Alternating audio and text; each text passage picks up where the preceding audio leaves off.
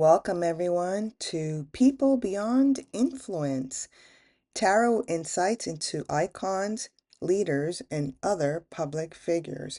My name is Ingrid, and I am excited to do this new offering here on YouTube for all of you. I'm really having a lot of fun producing these and putting these out there for you so that you can learn a little bit more of tarot and how it actually plays out in the real world.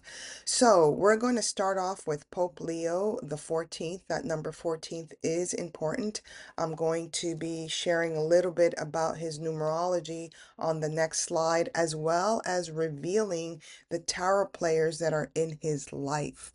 Now, I gotta say, when I first saw an image of this Pope, I I was not part of this group of people that were like, oh, he's going to be like Pope Francis, or thank God the conservative Americans didn't get the Pope that they wanted.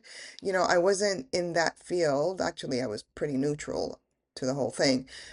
But when I saw his image, I was like, this is not a Pope Francis type energy, right? There is that smirk that he has really was something I kept focusing on.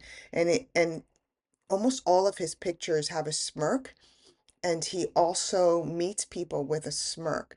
It's almost like he's hiding something, or he's not totally completely revealing the essence of who he is. Now, when I get into the archetypes, I will, do a deep dive into why I think that is.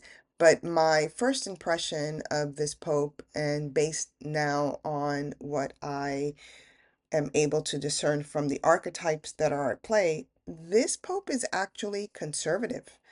Um, and when I looked into the conservative outlets just to see what they thought about this Pope, they're actually very happy. They're excited. They feel that in comparison to Pope Francis, that this man is going to gear people back into a rightful conservative Catholic message. And I think they're right. So when I did this deep dive, leadership is the theme that's going to reveal itself when you see these cards. But I wanted to just share this quote from him. And it was actually, I will put the link of the video where I found this. He's actually talking about Pope Francis, and this part here is more of what he is saying, Pope Leo is saying. So he says the following: the bishop is not supposed to be a little prince sitting in his kingdom, but rather called authentically to be humble, to be close to the people he serves, to walk with them, to suffer with them, and to look for ways that he can better live the gospel message in the midst of his people. So a couple of things here that I think is important to note. The bishop and kingdom. This man takes his leadership role very seriously, and he sees it as, yes, shepherding and assisting the lives of those who are seeking guidance, right, from the bishop or priest or whoever. And he makes it very clear that the role of the bishop, the role of the role of the leader in a kingdom is to live the gospel message. To live the gospel message. He believes that leadership must abide by the messages of the gospel. This is a very interesting man, because even in this aspect, he's very much careful about how he presents himself to the world, and he sees his leadership role as paramount, perhaps even more so than the lives of his congregation. Even to say to suffer with them, to be, He is using language to showcase his ability to sympathize or even empathize, but never losing sight of his role, which is to be leader of the Catholic Church. Interesting person. Let's dive into the numerology and also the tarot players. And his family is actually pretty influential in his life, certainly shaped who he is today, and we can see that from the numerology. But let's go on to the next slide, and I will show you what I've been discovering. How other people see Pope Leo XIV as the devoted self-sacrificer.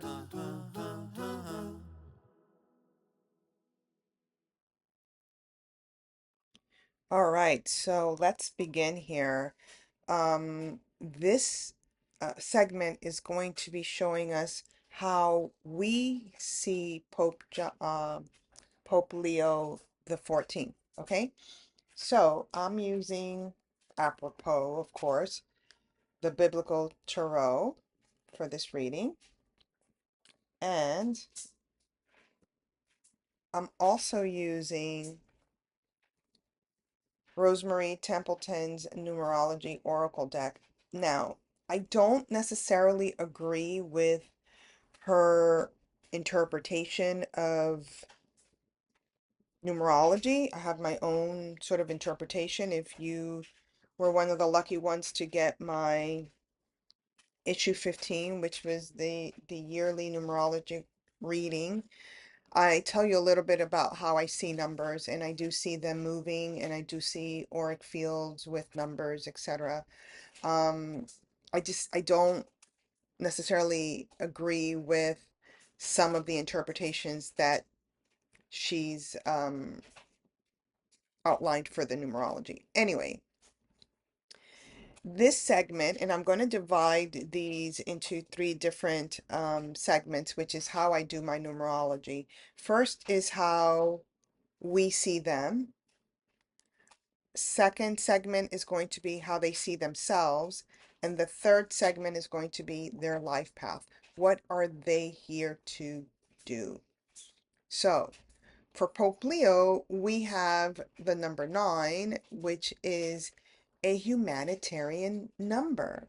So how we see him is through these eyes of humanitarianism, through the eyes of he's here to help those people that cannot help themselves, i.e., he is here to help me or you or the world, right? So something here with helping people. Now, the reason why I termed it the devoted self-sacrificer is that the number 1 tends to be a little bit of a caretaker. The number 9, rather, not the number 1. The number 9 tends to be a little bit of a caretaker, and they tend to sacrifice their own happiness for the happiness of others. Now, how we see Pope Leo is not who he believes himself to be. We will see that in the next segment. But as far as how we see him as a humanitarian. We see him as someone who is devoted to others' needs. Okay, she wrote here compassion. I'm sure he has compassion as well. But for me, it's more about this perception that we have that he has been here to help us. Also, when we see the 9 is about the heavens. See how that circle is? It's the heaven, 0 point coming down to earth. So we also see that this person has some sort of a blessing from above, and certainly mystery. This is why we see the dolphins also in the background, all right? So let's move on to tarot, and I'll put this over here. You can't see it, but that's what it is. So in tarot, we have the Hermit. Let me separate these a little bit. The Hermit represented here by the number 9. And we also have the moon represented by the number 18. So how we see him is as someone who is the sheep carrier, right? Carrying the sheep. In this deck, the hermit is represented by John the Baptist.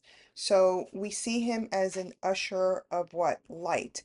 The light that's coming from behind him, the light that is supporting him, etc. We see him as some sort of, you know, individual, representative, chosen person to here to create the path for us, to light the path for us. This is what the 9 of the hermit generally means. And so we see him as someone who has studied his vocation, right? Studied his um what we believe he's here to do. And we also have here the moon energy.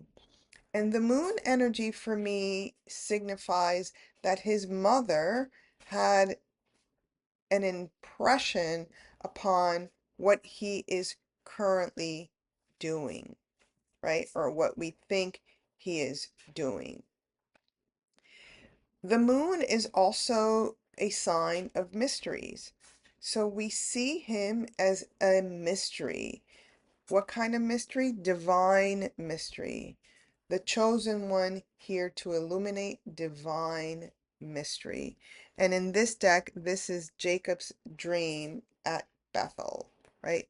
So I guess if you want, you can do a little more research on those stories and see what else you can extrapolate from that and the identification of Pope Leo. But seeing this combination as his first impression numbers tells me a lot. It tells me that he is, number 1, a leader. That's what the 1 is on the 18 of the moon. He is concerned about appearances with that 8, right? This global sort of engagement, this global responsibility that he feels he has. And then we see the 9, that he's here to do something for the greater good of humanity, of humanity. Again, this is the first impression. This is our impression of the Pope. It's not necessarily how he feels or who he thinks he is. It's how we think he is. It's what we believe his archetype as the Pope now is designed to be, right? Very much the bearer of light, the carrier of that light, and very much here to deliver the mysteries of the divine. Notice also that the moon is a feminine energy. This is going to be important when I introduce the other archetypes later on in the presentation. But keep this in mind. This indicates to me that his mom may not have been totally, completely grounded in this world, which if you have a mother like this, you have to be a responsible individual from a very, very early age. And it appears to me that his responsibility, and this again is at the beginning of this numerology engagement. This is the September energy for him, the month that he was born. It's different when it's a life path. But this tells me that the way that he dealt with the, and I don't want to say lunacy of his mom, because obviously I don't know, but there was some sort of mental exhaustion or something that preoccupied the mother a lot. And the way that he dealt with it was to anchor into his spirituality, also anchor into solitude. He was, as a young boy, perhaps very much a loner because he was trying to help with his mother's situation. I have to admit, I don't know anything about this man. I am literally just reading the cards.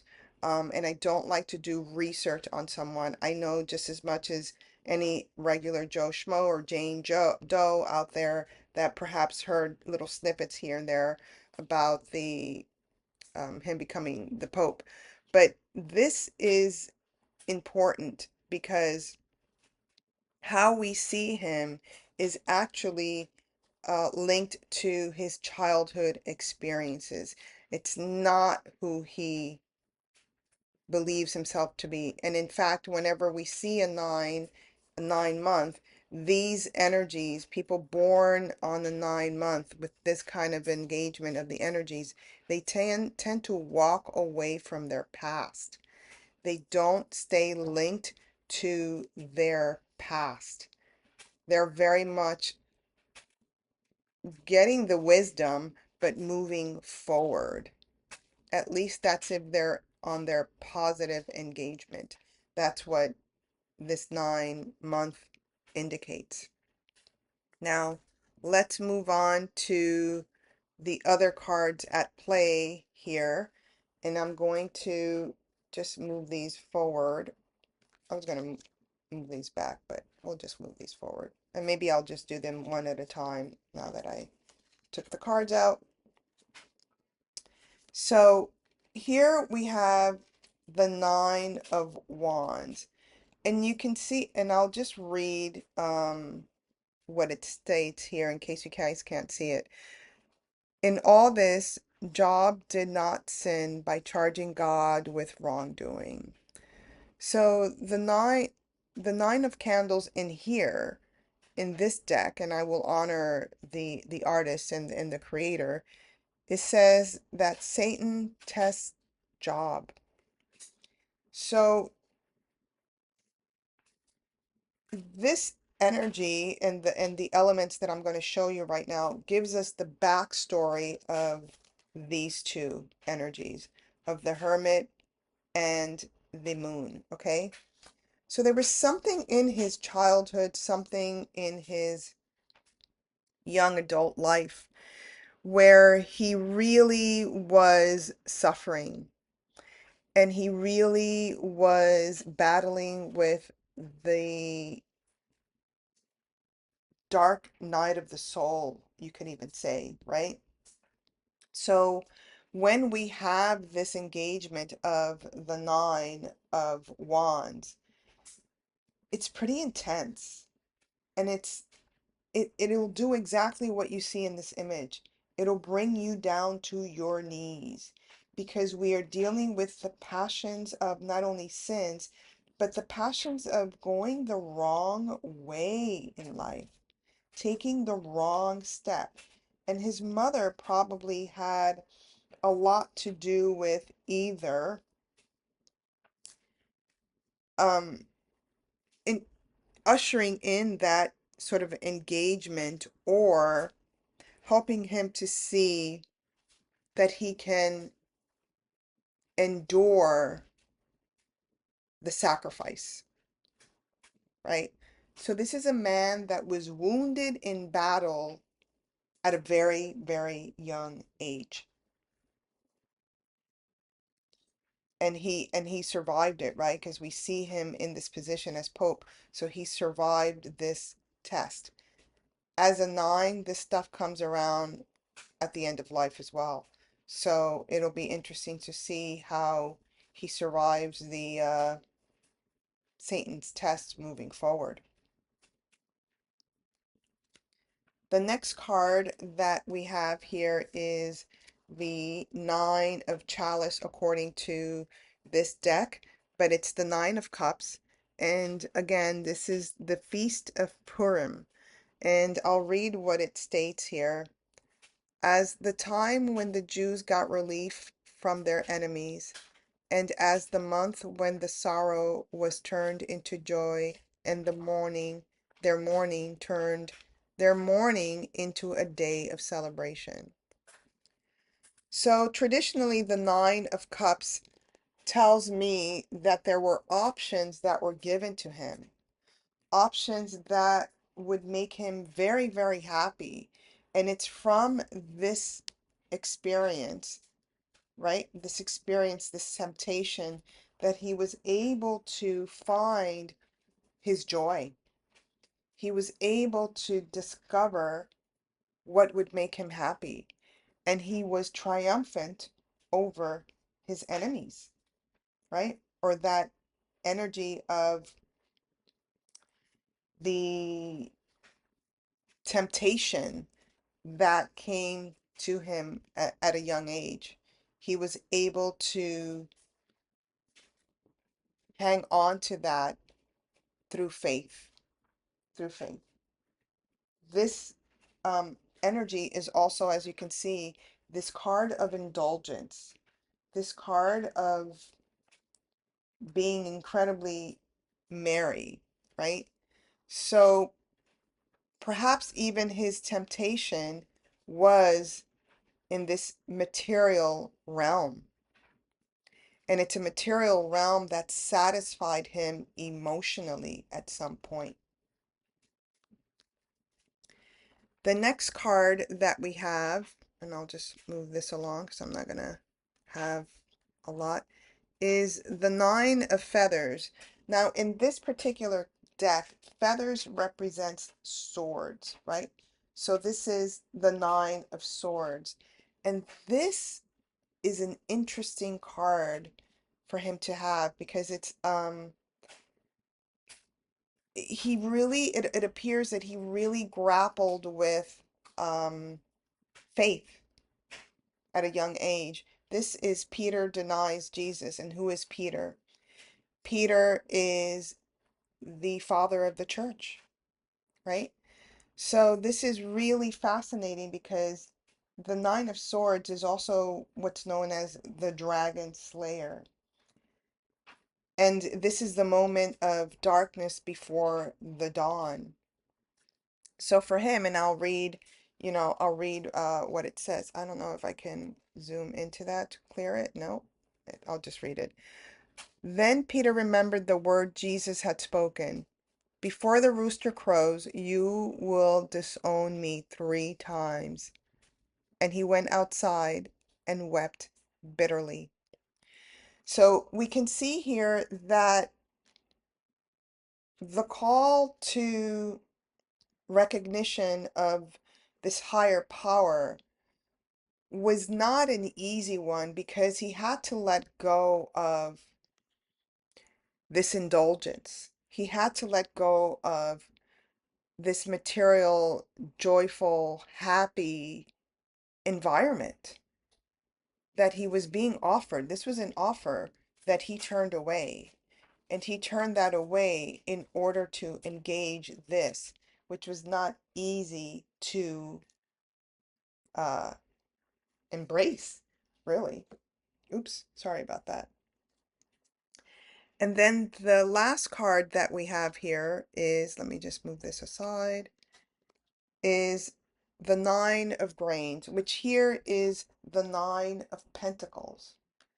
Now, what I find fascinating is that after having moved away from that Nine of Chalice, that energy of this one over here, this energy of indulgence and celebration, and going through this trial and tribulations and even denial of his faith, he enters sort of a garden here of delights through some sort of hierarchy, some sort of material comfort and financial security through his spirituality.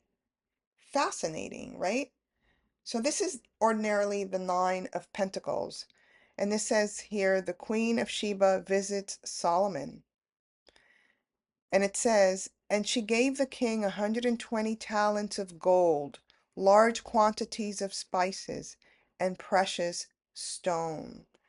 So he saw something materially gained through fully embracing, quote unquote, Jesus. Jesus. This here was just a nightmare that he had woken up from. And his reality was this, that he could be this energy. And remember, this is the queen energy, that he can be this queen energy, which is uh, something that can be birthed into the world that was incredibly valuable to him. Valuable to him. And again, these are lessons that he learned somehow from experiencing his mother's wounds. And through this engagement of the dream, the solitariness, he realizes that he can be this bearer of light in the darkness and still feel this joyful, celebratory engagement. Still feel that he has a lot of options in his life, that there's an inner gold that he can harvest. Fascinating. Not only is that his backstory from his childhood, this is how we see him. We see him, and I'll bring this back here, through this lens of the hermit, bringing in the mysteries, helping us through these dark times, right? This is the light illuminated in the darkness. This is what the moon is, to bring down mysteries from the heavens. This is not necessarily how he sees himself. We'll go on to the next slide and get a little bit deeper of how he sees himself. But this is part of his role, but he's not attached to any of these stories that I just revealed to you. He's not attached to that. He's let it go. He's mastered the uh, the lesson of releasing what what the material realm. He's let the past go. So let's find out a little bit more about his persona. How Pope Leo XIV sees himself as the balanced spiritual authority.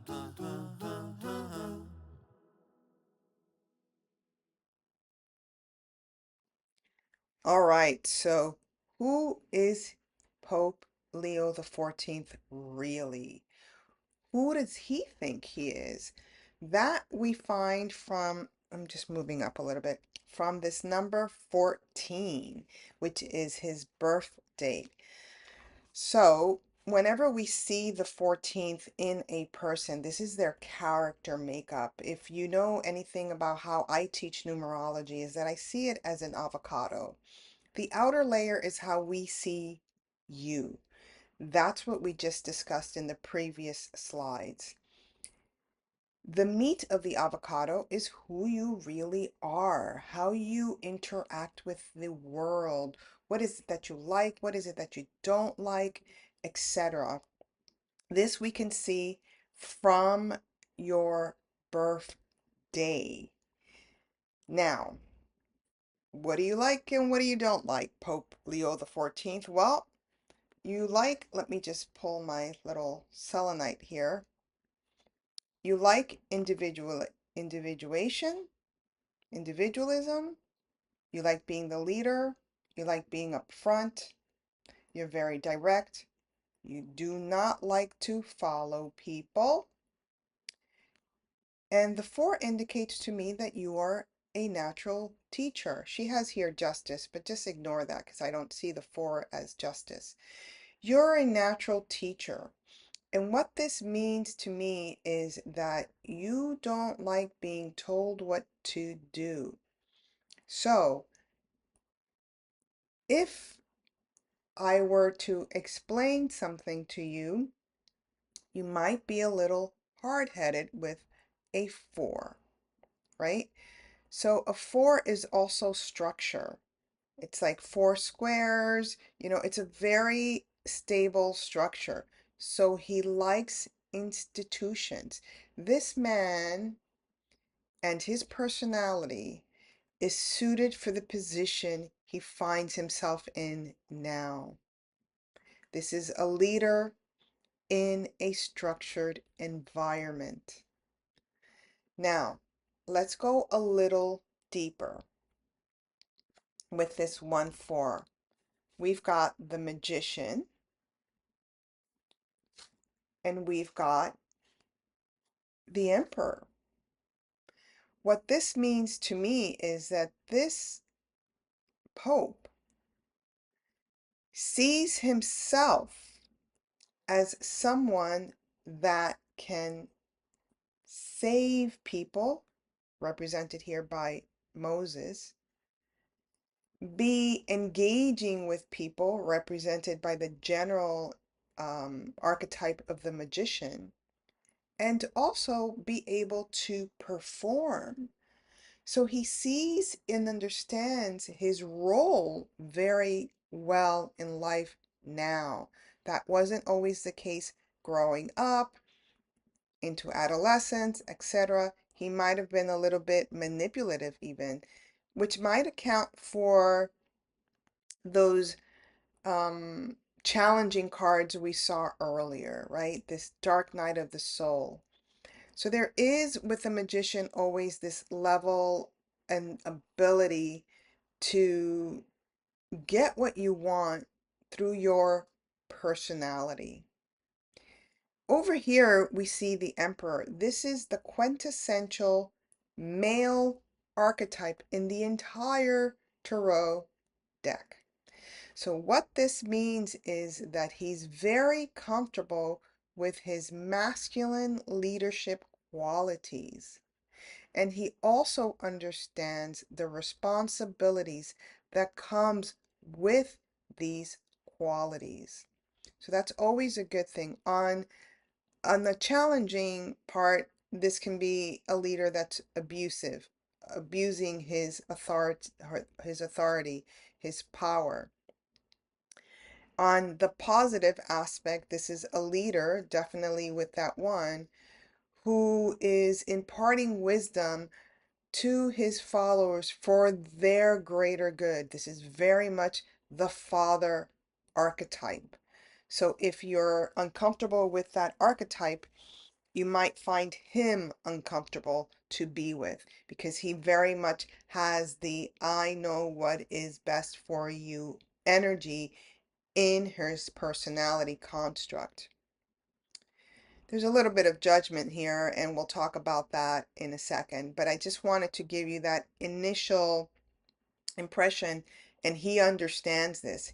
He knows exactly who he is with these particular players in his archetypal patterning. Okay, so let's put these aside for a second, and let's bring forward what this really means, because a 5, and the fact that, by the way, oh, that's why I'm like, why do I have that 14 there?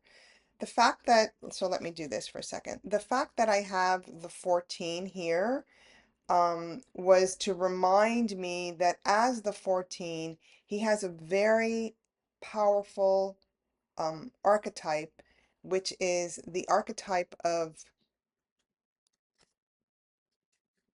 temperance. Now, I don't know if you guys have followed, let me just put these aside for a second because it's distracting me. I don't know if you guys have followed my Chasing the Light, but when he was became Pope, that was the month of May. And in that month, the Pope came out, right? The Hierophant came out with temperance.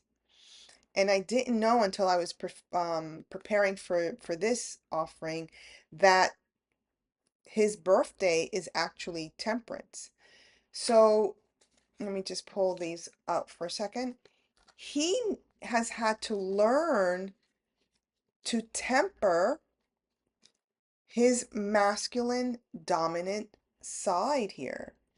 This could be even from an experience that he had earlier where he was joyful, where he was engaging with perhaps even the opposite sex in a very sort of dominant role, or that teacher archetype. And he's had to learn how to temper the feminine and the masculine within himself, which is represented here by temperance. But temperance over here, you see the waters. She's carrying the waters. This is typically the Aquarian card. And you usually see temperance as an angelic force pouring water from one cup to another. That means he's also had to temper his emotions. Okay? So this is part of his persona. This is part of his personality construct. This is, Moses parting the sea. I will be your savior. I will take you away from the shackles of slavery. This is part of his persona. This is who he believes he is and what he was meant to do. And then you have here on the flip side, King Solomon. I know what is best for you. Follow me. I have wisdom, right? Through experience. And then we have this temperance that's balancing these two male energy forces of that savior complex that he has within himself. Okay? So I wanted to bring that forward. Now let's put these here for a second and put that 14 here for a second. And now let's talk about what this means on a deeper level. He is a 5 personality and a 5 persona. And you can't, the man at some deeper level must have known once he decided to become a priest, he must have known that he had the ability to become a pope, because the 5 in Tarot is the Hierophant. Here it's delineated as the high priest and also Aaron, the brother of Moses. But he actually, Pope Leo XIV, sees himself as the brother of Jesus, right? So in this context, with this engagement with the 5, he knew at some level that he had that ability to become Pope. The 5 is a number of humanity. There's that humanity theme again, but it's also the number of potentially chaos, inner chaos within yourself. So he was always conflicted with this role. And I do believe his mother had something to do with either the conflict or his decision to move forward with his ministry. Because we have the angelic force here, this was also destined and the path was also opened for him to become Pope. So there's a lot of fate here for this man, and he knew it. And he knew it. So this is not someone who was surprised. This is not someone who ever believed he can't do it. He finds himself in this position quite comfortably because this is how we have always seen him. And that, you could go back and see his engagement with that energy of the 9, of how we see him in this kind of regal position. Certainly, as a caretaker, he went from potentially caring for the family unit to now being in this caretaker role for humanity. For humanity. And he does it all tempering this 5. Again, this 5 is a number of action, fun, adventure, or drama. So he's not quote unquote innocent in the drama of his own personal life. But these elements have allowed him to temper and engage that energy of temperance, which I actually felt very strongly in the month of May when the Hierophant and temperance came out for. I'll put the link in the in the description here so you can you know what I'm talking about. So this man always knew he was a pope inside. I don't know how, but maybe there was vision, or maybe he, because this is a very fantastical number as well. So maybe there was vision or something that he had seen, perhaps even an angel came to him at one point and told him this is his vocation and what he's to learn in life. Again, he has this one, which is that leadership quality. So he's always known that he could do this. He does know that part of his personality involves levels of manipulation in order to be in this position. For sure, for sure. And he's always envisioned himself as the emperor of a kingdom of nations, right? This is a man who's, boom, leadership position, leadership position, leadership position. This is why I put the quote of leadership that he said earlier on in this video. His personality understands, excuse me, leadership, understands also the potential to corrupt leadership, right? And not be of service to those you have dedicated or claimed to be the leaders of. Fascinating. I was really fascinated with temperance here, because temperance in his personality, and he is a teacher, so he's I suspect that I've never heard any of his homilies, not even the big one or whatever, but I suspect he does a lot of sermons where he is teaching his followers something, because not only is the Hierophant here to give guidance to their followers, but also the emperor with that four energy. So he's very comfortable listening to the gospel, and reading the gospel and teaching the gospel. He's very, very comfortable in that role. It's always been in him. And like I said before, there's a little bit of judgment, but we'll get to that a little bit later in this reading. So far, amazing, fascinating character here. So let me move this here a little bit, and let me just move these here, because I do want to talk about the details of all of this, right? The details of the magician, the and by the way, his ascent, if you will, to his papacy was very quick. And let me just pull this forward here for a second. It was very quick, and it was very, like I said before, destined.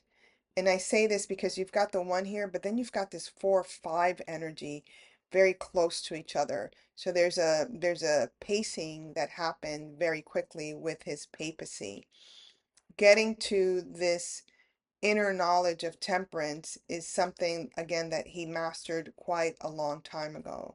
But he's very lucky because he does have temperance. He does have one of the angelic forces sort of guiding his life. All right, so let me bring forward the details of all of these characters here in the back. So we've got this Five of Wands, and this kind of an energy of the Five of Wands is not one that is very comfortable to be with, right? Because ultimately, the Five of Wands is you defending yourself for the decisions and the passions that you have in life. So for him, this decision to follow his guidance, his higher guidance, whatever that may be, was not an easy one because of peers, family judging you, mocking you very, very early on. Who do you think you are? You're going to be a pope? Ha! Good luck with that, buddy. This kind of an energy, right? But he always knew that there was spiritual guidance there for him, and he always knew he could get higher up at a bigger level because he has this savior complex in him. He's got this savior energy. I will lead, I will be your savior. Also, keep in mind when you have this level of strife, even within your own family, you want to prove them wrong. You want to prove to them, hey, you watch me. You see how determined that face is? It's like, you watch me. I'm going to get to where I got to go. And you're going to see me in this position of power. And then you're going to come and seek my assistance. Incredible. It's incredible for me how these stories unfold. So this particular card is, I don't know if you could see that, but it's Joseph and his jealous brothers. Oh my God. I didn't even read that before I was, this is the first time I'm using this deck because in what God's name would I ever use the biblical tarot except that I like these these images, but I've never like read this stuff in the bottom. But yeah, he had siblings, brothers that were jealous of his very pious attitude towards life, you know, and his idea that he could save even them, and it's fascinating. So the quote that is written here says, "Come, let's sell him to the Ishma Ishmaelites and not lay our hands on him. After all, he is our brother, our own flesh and blood." His brothers agreed. This is really interesting because I don't know much about him, but I do know that he has a brother that is a MAGA follower. In other words, he follows um, um, Trump and the ideologies of Trump. And I wonder if, you know, there was an agreement here to not be in his way, to not get in his way, to not cause disruption, right? Especially now that he is in this position. Interesting. So we also have here the Five of Cups. Now, whenever we do see the Five of Cups, there is this sense of despair. So, excuse me, there was a sense for him in reaching this point of despair, of giving up, of not proceeding any further. And it was emotional, but he kept getting this illumination. He kept getting this prompting somehow. I don't know how, but somehow. And he, look what it says there, the prodigal son, right? He knew that of his ilk, of his clan, of his base, of his family, he was the one that was somehow chosen. I know that sounds really pretentious, but he knew this about himself. This wasn't like a secret. He knew this about himself, but there were times where he felt the despair. He was up against poverty within himself, that he never even knew was possible. So I'll read this quote. After he had spent everything, there was a severe famine in that the whole country, and he began to be in need.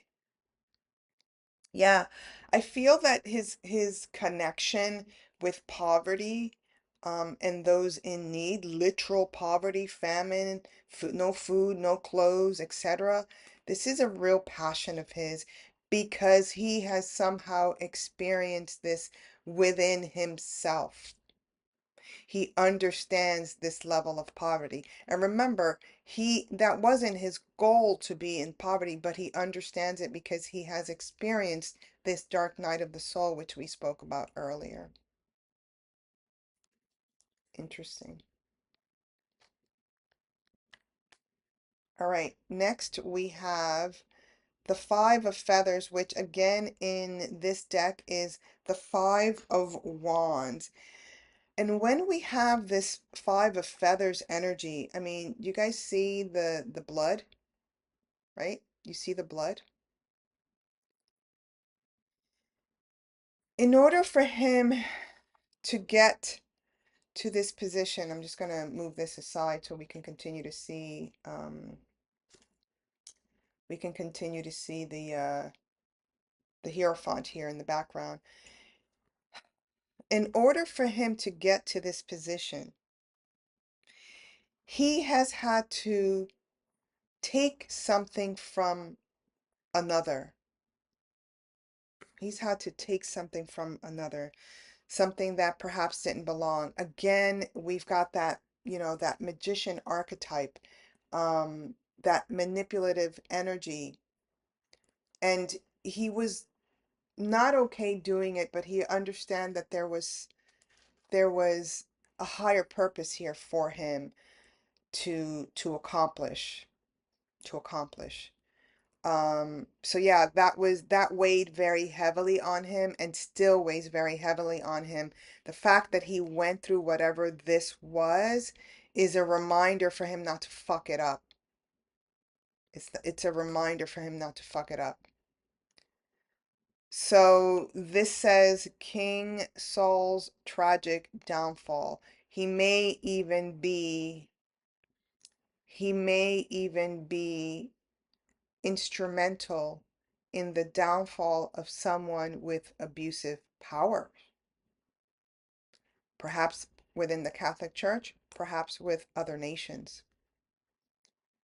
So it says here, and I'm sorry I can't seem to get this focus so that you guys can see it, but it says, "The Lord has torn the kingdom out of your hands and given it to one of your neighbors."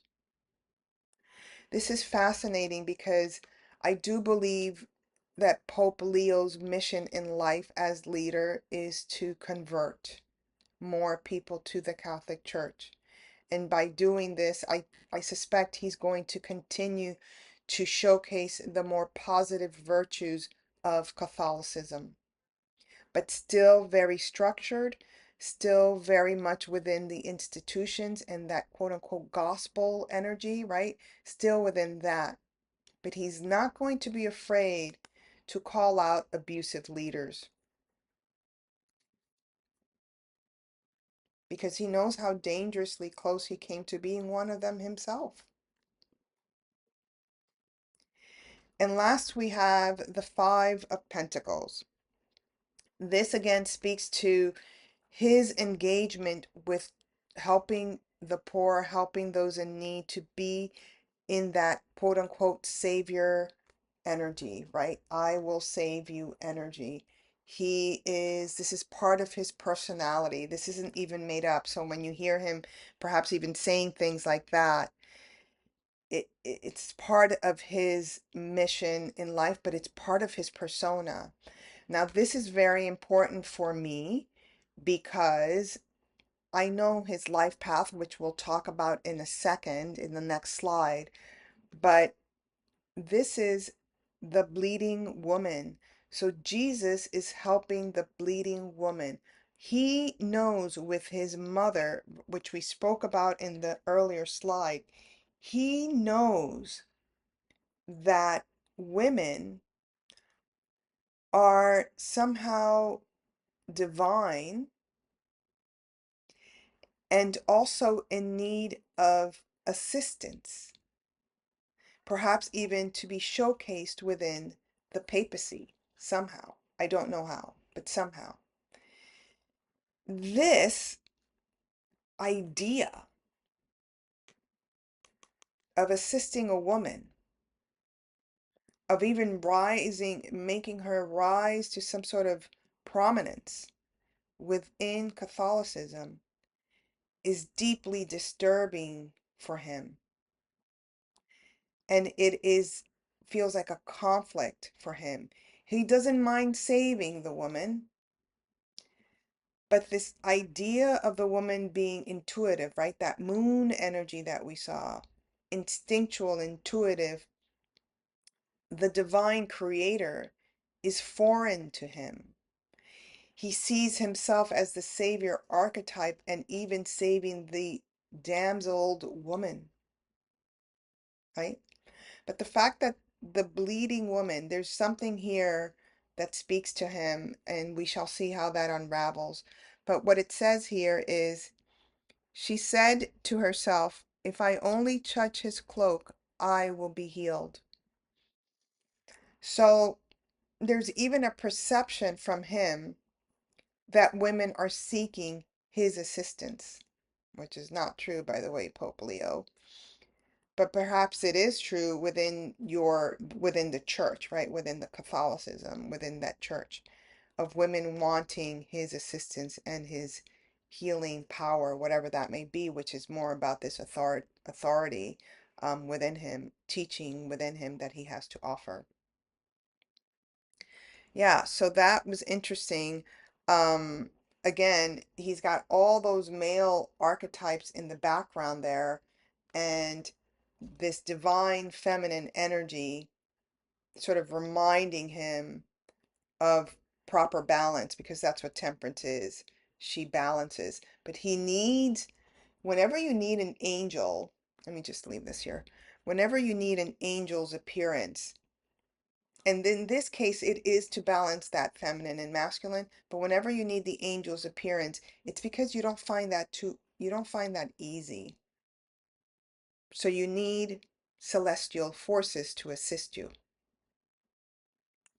He is aware of his faults, and his faults lies in um, women, in his resistance to empowering women. This is part of his makeup, however, and the moon is very prominent in his initial childhood reading that we saw earlier.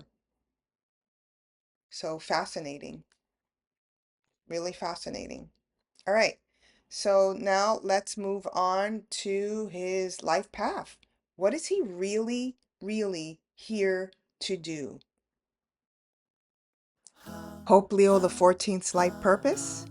To balance the feminine and masculine will powers within himself.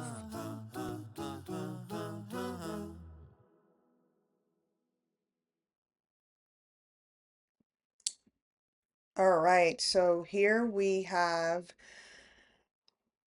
Pope Leo XIV's life path purpose. His life path number is actually a 34, which is broken down into a 7. He's a 7 life path. But this part right here, the number right before your calculation of your life path number, that number is really important. And people often bypass that and just get to that last number. But this is really important. And this is where I said that his life purpose is to balance the feminine and masculine energies within himself. I do not believe in that bullshit that you are here to save nobody. And I definitely don't believe the crap that I'm here to convert you. That doesn't even sound right. It doesn't even, I can't, that's a world that, I'm not falling for it. If he's falling for it, he's going down the wrong path. Now, this is what I do know, that he is conflicted with this feminine. Let me just take my little wand here. This was given to me by a kid in the Netherlands. Isn't that nice? She's into stones. But what I do know here is that his life purpose is to do some balancing with the masculine and the feminine. First, you have to balance this within yourself, which is why we saw that moon energy at the beginning, right? Along with the hermit. So you have to balance that within yourself. and then you can help balance it on the exterior. Part of his life purpose is to empower the feminine within the institution of his church, of the Catholic Church. And again, 34, this is interesting that this the Rosemary Templeton in her numerology deck defines this as Archangel Michael. I would not, I don't have a specific sort of name for this kind of a combination other than that this is to to rectify the feminine and masculine within oneself. But I do like this idea of Archangel Michael, which for me signifies, since I am using her card, signifies that he needs help in this department of opening up his heart. And we'll talk at the final stage a little bit more about this heart opening aspect. He has to open up his heart and think from this space here versus this space here, which he's very comfortable being in this calculating area up here. He calculates his every move with an emperor, calculates his every move. The divine feminine knows she doesn't have to calculate anything. She just has to be herself and be present. So this is really fascinating because this is part of his mission in life is to do something about the feminine within his church, to either lift her up and give her a sense of prominence, or at least balance this hesitation that the woman is an empowered being, as is the divine masculine. So I did want to just bring that up, and we'll move on to the 7 life path that he is here to do. Part of this engagement will need the forces of Archangel Michael. And you'll see why in a second. Let's see if I could maybe, let me just move these over here, move this back, and move this forward. So here we have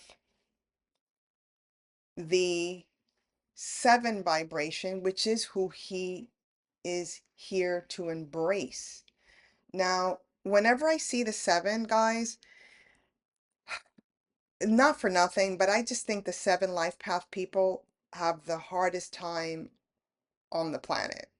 If you've got a 7 vibration anywhere, whether it be July babies, you've got a 7 on your birthday, or you're a 7 life path, it's very, very challenging because you've got this tower energy with you. And the 7 for me, sure, it can be about understanding, but that's not how I see it. The 7 for me is going from this very material energy plane and then going down into the depths of wisdom from the soil, from the ground up. You will maybe understand, but you will definitely have faith. This is how I see it. And this makes even more sense having seen his earlier childhood experiences through the cards and numerology. If you do not know how to have faith as a 7 life path person, you will constantly be brought down to your knees. And what do I mean by that? The 7 is here to learn how to believe in the magic of the divine. Now he's gone full blown beliefs that he's in the church and he's institutionalized his belief. He is in an institutional framework, and that is where he found his belief. But that's an institution that will crumble because this belief system of the 7 is not something that can be taught linearly. It must be experienced. And it does look like he's had earlier childhood experiences with some phenomenal things that have occurred to him, especially if he had that. We saw his personality where the Hierophant, the Pope energy was already there. But he's he's going to experience something in his tenure as a pope that's going to have him going into battle. This is the seven vibration. Again, this male, female, light energy, dark energy, this dichotomy. He has to temper that. He's got to hold the reins on that. He's got to temper that energy, right? So, and by the way, this is the Pharaoh's pursuit here. And I don't know if I mentioned it for the other ones, but it's okay. And then this one is the Tower of Babel. So for this man, his life mission is to temper these energies within himself first and then on the exterior because the chariot is here. And he's charging forward towards the destruction of an institution. He has to rebuild something that has to include the feminine power. The feminine power. We saw this energy of the feminine power and temperance in the temperance energy, rather. We saw her very prominent. So he's not here to save anyone but himself. And part of his reflection is to see the imbalance of the feminine and female in one of the biggest institutions in the world that still holds down the feminine. Isn't that amazing?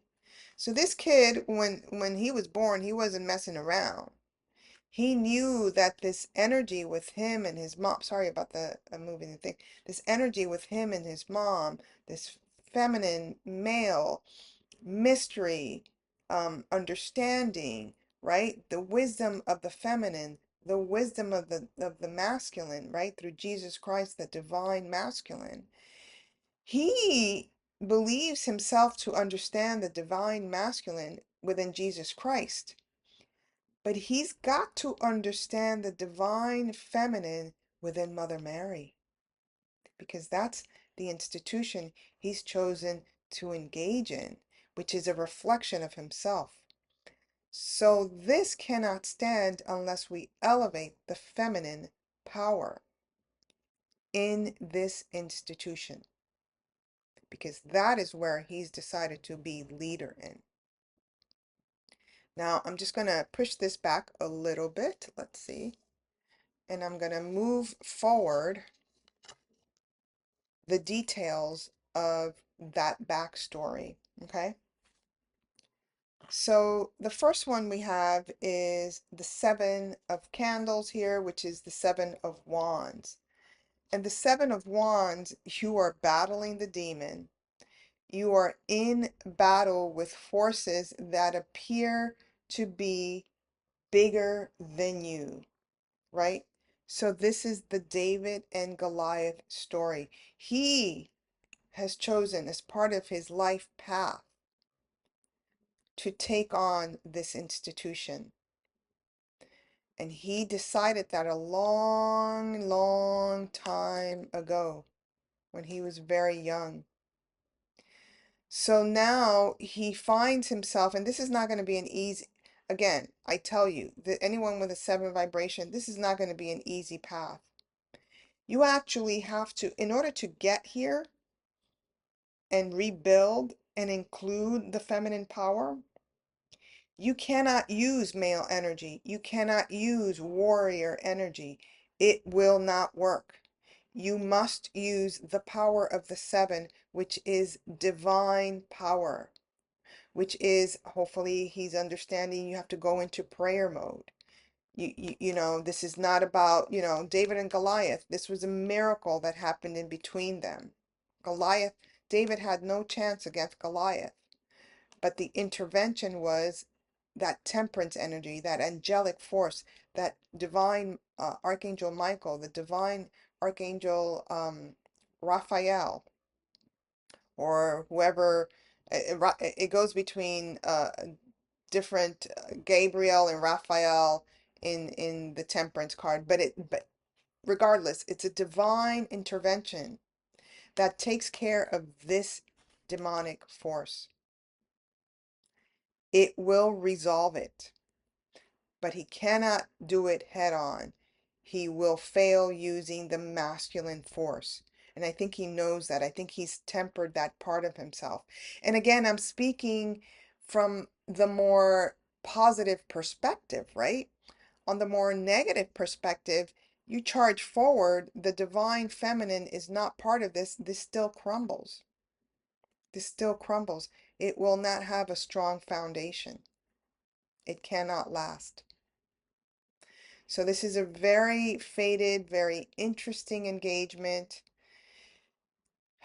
He's chosen to do this. It's been part of his um, destiny since a very young age. And I'll read the quote here. David said to the Philistines, "You come against me with sword and spear and javelin, but I come against you in the name of the Lord Almighty, the God of the armies of Israel, whom you have defied." So he's also going to be up against energies that have, and that he can use his that masculine energy, but energies that have defiled the Catholic Church. And I'm talking about those priests that violated little girls, little boys. Nuns, too. The whole gamut of pedophiles in the Catholic Church. He's going to battle with them. And he's going to win if he stays and understands his faith of power within that 7 vibration, which is we got no power. The divine does all of the hard work for us. All right. Now we've got the 7 of Cups. Now, the 7 of Cups energy is also very interesting because the 7 of Cups can be very delusional, right? So he's had, coming into the papacy, he's had a sense of delusion. He's got to watch his back. Again, the 7 is a very challenging number. He's got to watch his back. They let him go through the kingdom, the door into the paradise of the Vatican. But look what's right behind him, the devil. He's got to watch his back and make sure he doesn't get stabbed in the back, right? And again, this energy of look how small he is, and here as well, physically, in comparison to what he has to deal with, right? But again, he wins. He wins. This is the temptation of Christ. The temptation will be there to want to ignore, right, what the devil has done. The temptation will be there to want to turn your back to what the devil has done and keep on this illusory path. But part of his life purpose is to not do that. Part of his life purpose is to, right, that chariot energy. Let me just put this down. That chariot energy to confront this energy. And he doesn't really want to do that right now. We'll see how that goes. He's more comfortable pointing the finger at other leaders, right? That's that 5 energy, that 5 personality construct that we dissected. He's way more comfortable doing that. Oh, you over there, Trump.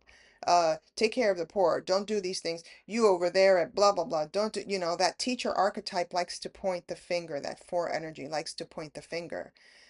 But for him to fulfill his purpose here on earth, he's got to battle with the big ones within his own house, within his own home.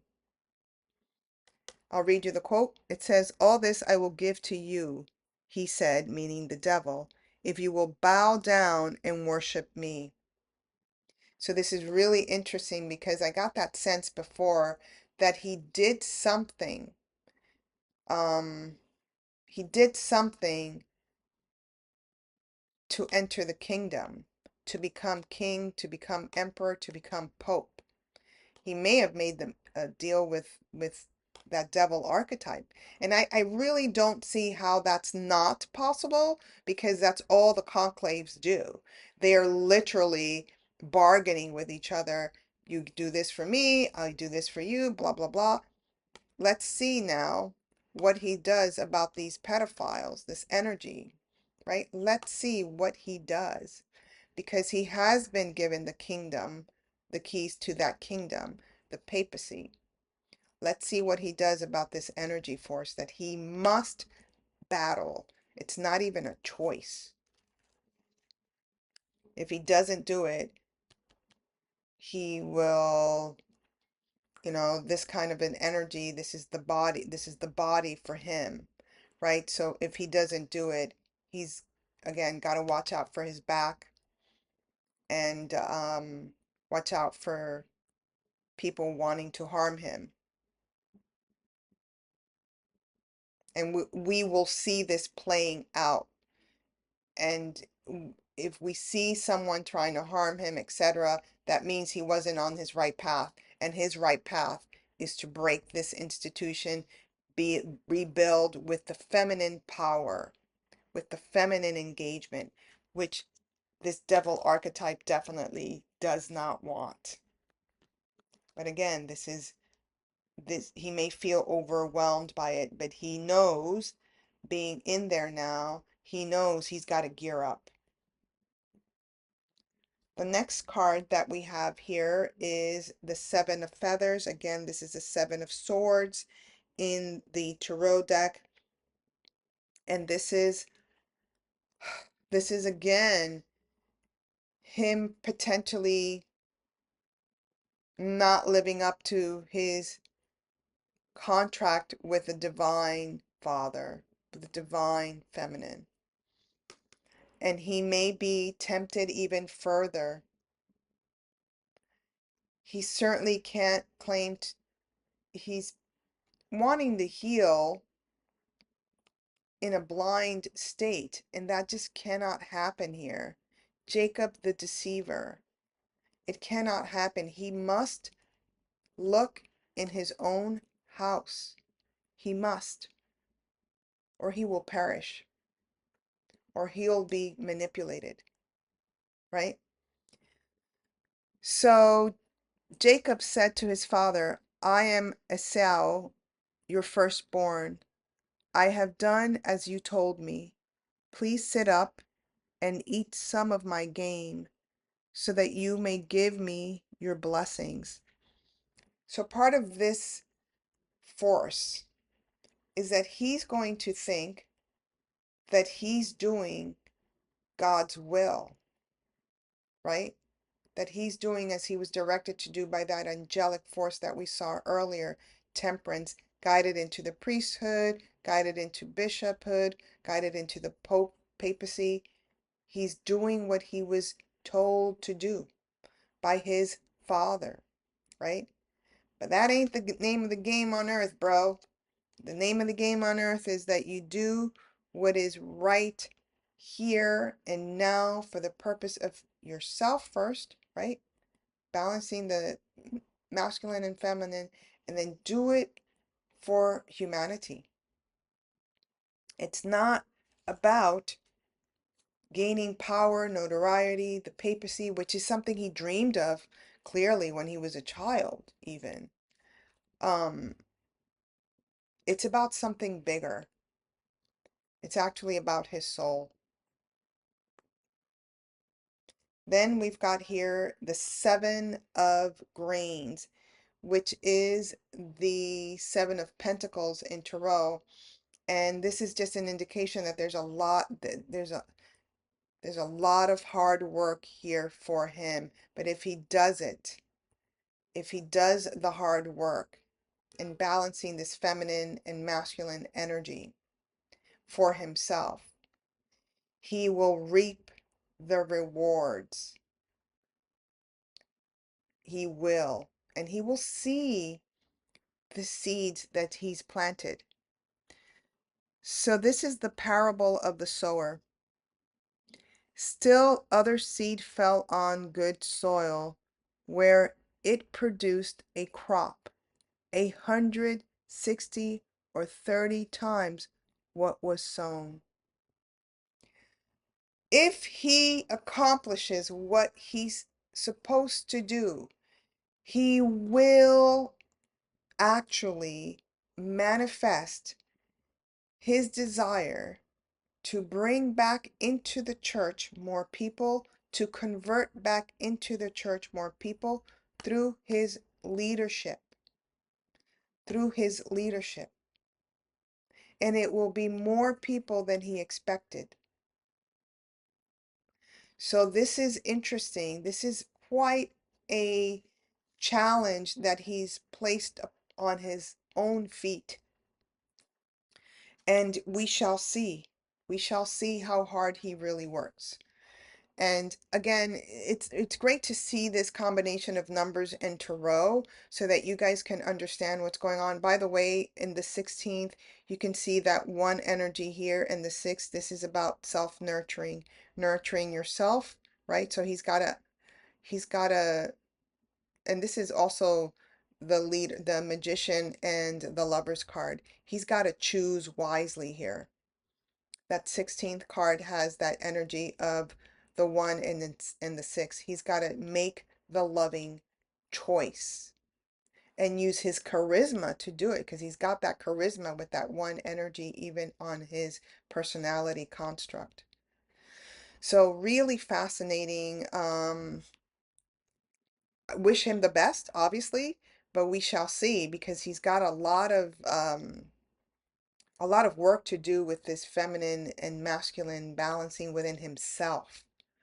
And that's a mother energy. I don't know anything about his mother, but that's definitely a mama energy that he's had to contend with and clear and also forgive. You know, the 7 vibration is not only about having faith, but it is also about forgiving yourself and forgiving those around you for the things that they've done. Also, this energy of judgment is very much part of his bigger collective group based on the year that he was born. And I'll just include it here because I want to wrap up with the last segment of the video, but I'll include this here, and I'll just put these aside for a second. He was born in the year 1955, and that adds up to the year 20. And for anyone born in the 1955, you are part of the energy force that is supposed to take a leadership role here to elevate the divine feminine. Look what this says, Ascended Master Lady Mary. So even based on his tribe of people that he was born with in 1955, part of the energy stream that brought him down to this earth was actually Mother Mary.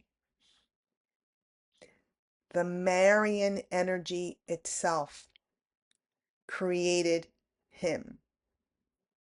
Now, of course, I'm speaking metaphorically, but this is the energy. So, we're all having the 2000s has to do with this energy of judgment. And this is the last judgment. And of course, where do you see there? Let me get my little selenite wand. You see here the devil and the sheep, right? Good and the bad being judged. So this tells me, and this goes for everyone born in 1955, y'all are real judgmental. You have a lot of judgment, not necessarily his judgment, not necessarily Pope Leo the 14th level of judgment, which is about good and bad, right and wrong, judgment even about the feminine aspects, right? But you're very judgmental. So you were all born here to express forgiveness, to learn forgiveness, to give forgiveness, and to embrace forgiveness for yourself. And he is part of that tribe, 1955. Also, just by way of numerology here, that 2 energy is the high priestess, another feminine energy very closely linked to that moon energy force. Again, he's not going to be able to, he cannot leave this planet until he embraces this mystery, this elusiveness that he finds within the feminine.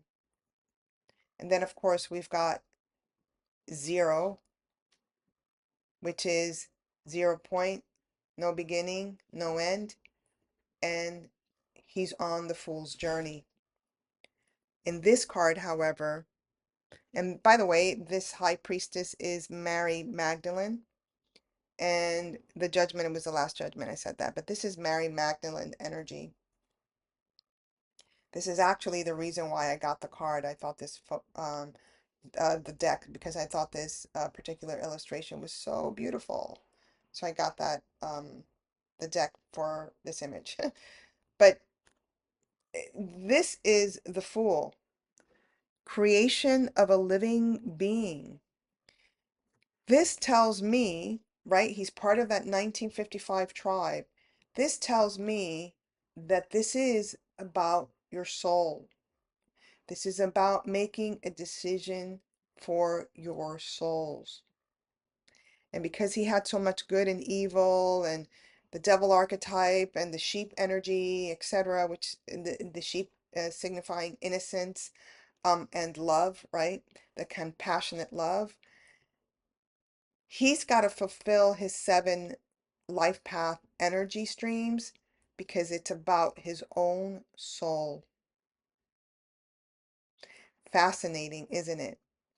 Really fascinating. Okay, in the next slide, what I'm going to do is I'm just going to sum up his major arcanas and let's get to it. Pope Leo XIV's Tarot Insights.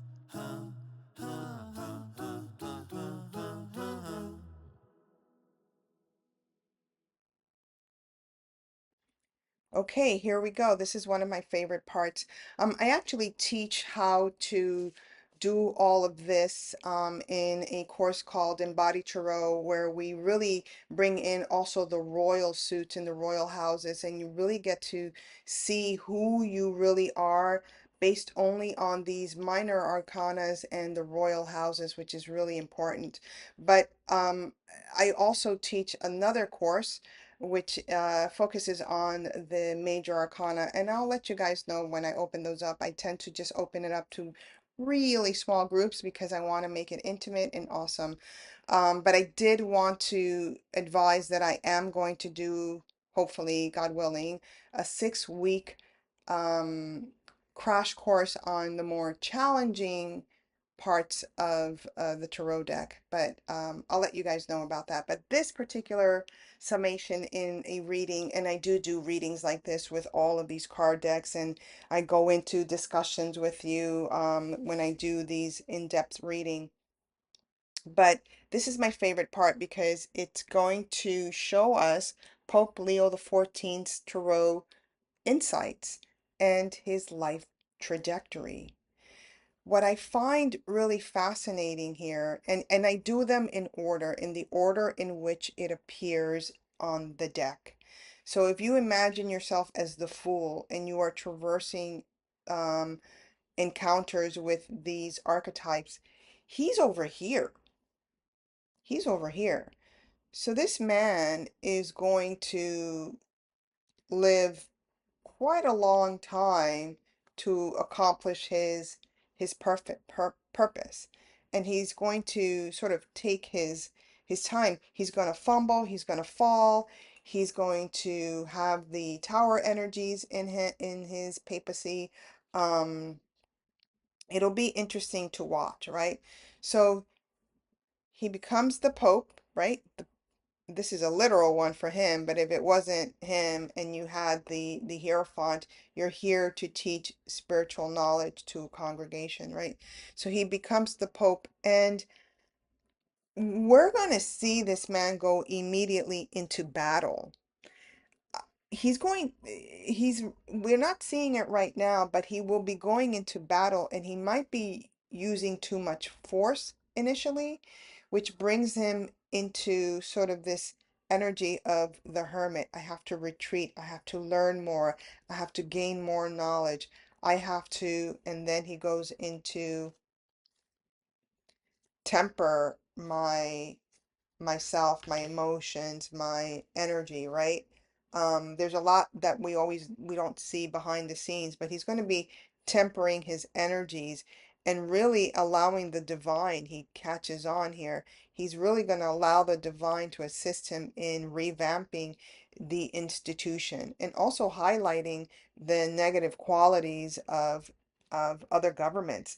He's going to be doing that with the assistance because he does the hermit thing. He's like, right now, he's enjoying this glory phase, right? Like, let me just take these out actually and just do them like this.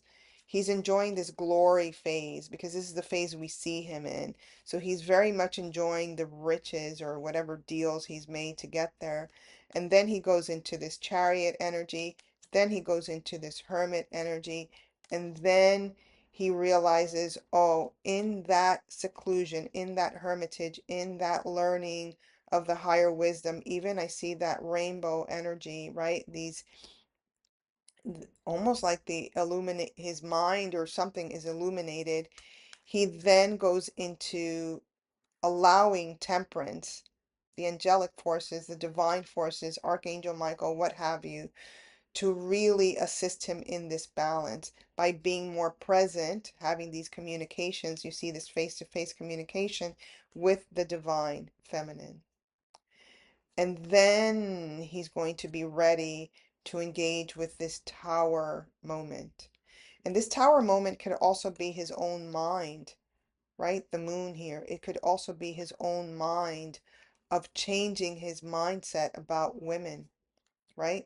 So he's going to be doing that. And then, of course, this dreaming energy, this quality of the divine feminine and the angelic forces really illuminating him and his subconscious energies. This is really fascinating. I did want to just reiterate that this man, and just going back to the numbers here, this man is a thinker. And why I say that is because the 5 and the 7 are energies of thinking, right? We're always in the mind when it comes to the 5 and the 7. Thank God he has the higher qualities of the creative aspects, which is good for him, and he had that earlier on in his foundation. But, and he does not make a move without falling into the head space first. And he's got to fall into the heart space first and then act, which he will get eventually because at the end of his life, at the end of his journey, the tarot insight tells me that he finally gets in tune with the mysteries of the divine feminine, which is not of this world, but of the unconscious. Beautiful. Again, I wish him all luck in the world, and I hope you enjoyed this offering. It was a lot of fun for me to play in this way. And I also hope that you give me some suggestions on other people that you may want to have a deeper look into with numerology and tarot. And you can leave your comments and maybe I'll have a list.